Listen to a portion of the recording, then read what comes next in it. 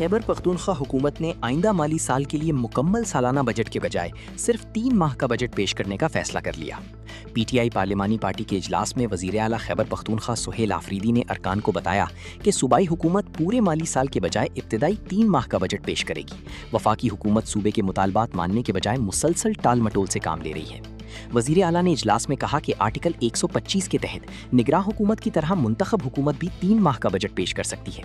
Budget पेश ना करके हम वफाक पर अच्छे तरीके से दबाव डाल सकते हैं। वज़ीर आला ने 3 माह के बजट की कानूनी हैसियत और आईनी पहलुओं का जायजा लेने के लिए आज बैरिस्टर गौहर अली खान और सुलेमान अकरम राजा को तलब कर लिया है ताकि इस मामले पर हतमी कानूनी राय हासिल की जा सके।